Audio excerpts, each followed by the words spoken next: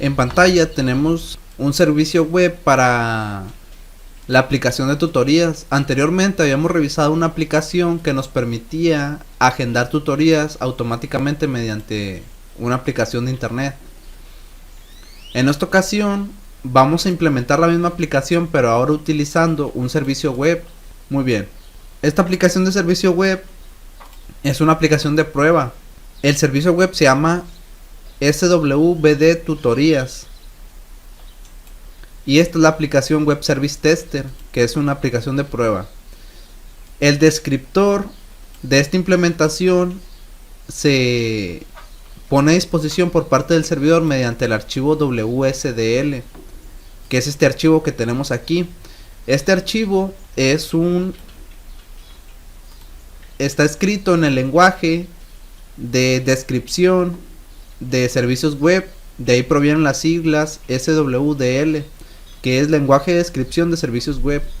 Este es un archivo que se genera y su función es permitirle a los desarrolladores de aplicaciones tener la información necesaria para consumir el servicio web, ya que por ejemplo nosotros desarrollamos este servicio web, lo instalamos en nuestro servidor y lo hicimos en un determinado lenguaje. Sin embargo, por ejemplo, tú quieres hacer una aplicación para consumirlo, digamos en Python. Bueno, como son lenguajes distintos, para que tú no te tengas que meter en toda la lógica para hacer la equivalencia o para hacer la interfaz, lo que se hace es utilizar este archivo. Y luego en cada lenguaje de programación hay unas librerías especiales para que solamente con indicar el archivo del servicio web se importan las funciones y ya tú directamente las puedes utilizar. Ya no tienes que programar la interfaz. Muy bien, en este caso se trata de un servicio web de tipo SOAP. Y por ejemplo, si tú hicieras tu cliente en lenguaje Java, en Python, en C, podrías utilizar también LabVIEW, cualquier tipo de lenguaje. Lo podrías consumir solamente utilizando este archivo, que es el archivo de descripción. Este archivo de descripción va a contener la dirección del servidor, el puerto, el nombre de los métodos, el tipo de datos de los métodos, los parámetros y las respuestas. Muy bien. ¿Y cómo funciona? Pues el servicio web lo que hace es publicar métodos, como los métodos en cualquier lenguaje de programación, en este caso dos. Uno que lo que hace es obtener todas las tutorías disponibles, que ahorita vamos a revisar esa parte, y otro que nos permite registrar una cita. Para saber la función de estos dos métodos necesitamos revisar la parte de los datos que se encuentra aquí en la base de datos. Nosotros tenemos una base de datos tutorías que tiene tres tablas: la tabla de citas, profesores y tutorías. La tabla de profesores contiene a 5 profesores con su nombre y su matrícula o su número de ficha, que estos son los profesores que van a estar disponibles para dar una tutoría o una clase. Luego tenemos la parte de las tutorías o clases, que tienen el identificador de la clase, el identificador o ficha del profesor, el día y la hora. Muy bien, estas tutorías de aquí son las que están disponibles. Y la otra tabla nos muestra los profesores que hay disponibles. Entonces, para nosotros registrar una cita, lo que tendríamos que hacer es enviar el día y la hora en que queremos reservarla y el nombre del profesor. Y si esto coincide con esta tabla, si los datos que envía el usuario coinciden con esta tabla, lo que se va a hacer es registrar esa cita en esta otra tabla, que es la tabla de citas, donde se va a registrar el ID de la tutoría, el nombre del alumno que solicita y el asunto que necesita. Por ejemplo, en esta tabla tenemos a Juan, que tiene el asunto de sistemas digitales y el ID de la tutoría es el 1. Si vamos a la tabla tutorías, vamos a ver que esa tutoría va a ser el día lunes a las 10 de la mañana con el profesor 315. Si vamos a la tabla de profesores, vamos a ver que ese profesor es Ceballos Sierra. Muy bien, entonces nuestra aplicación va a servir para agendar estas citas de aquí. En este caso Ya se tienen varias, voy a eliminar algunas para que haya más disponibles. Vamos a eliminar, o vamos a borrarlas todas. Vamos a seleccionar todo, damos borrar, sí. Y en este momento vemos que la tabla de citas se queda vacía, por lo tanto tenemos 20 citas que están disponibles para ser registradas. Ahora, volviendo aquí a nuestro servicio web, si nosotros damos aquí get tutorías disponibles, que es el método, lo que vamos a obtener, aquí vemos que se ha invocado ese método, invocación del método get tutorías disponibles, el tipo de parámetros es nulo, este método no requiere parámetros, vemos que el retorno del método lo que nos retorna es el conjunto de todas las tutorías que están disponibles. Si nosotros vemos la petición, aquí la vemos, la petición SOAP. Esto fue lo que se envió al servidor para invocar el método, y el servidor lo que respondió fue esto, una respuesta SOAP, que es esta de aquí, todo en formato XML.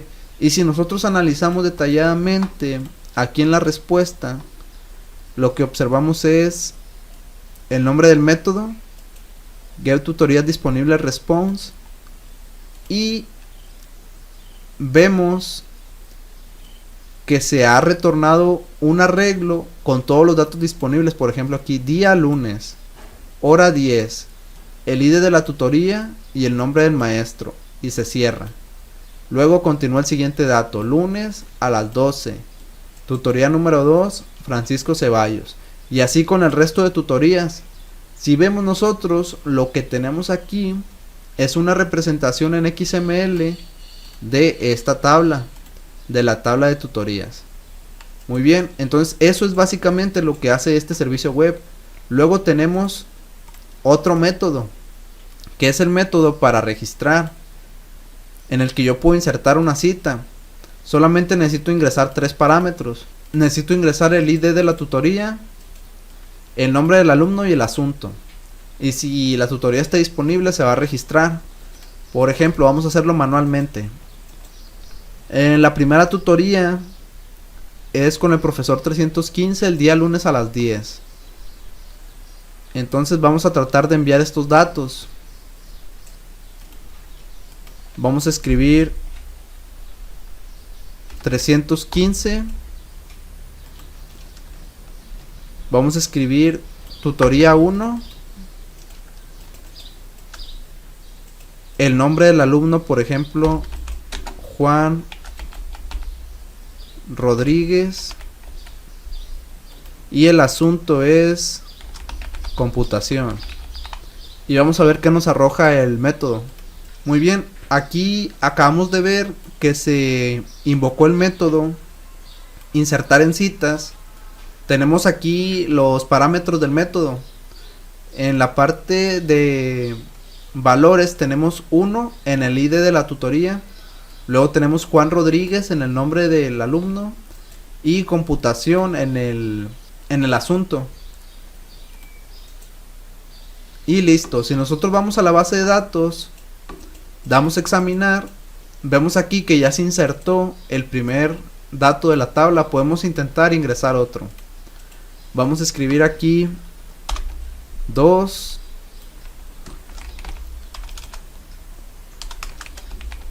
Andrea Lara y sistemas. Enviamos. Y si vamos a la base de datos, examinamos, ya tenemos otro dato ahí también incluido.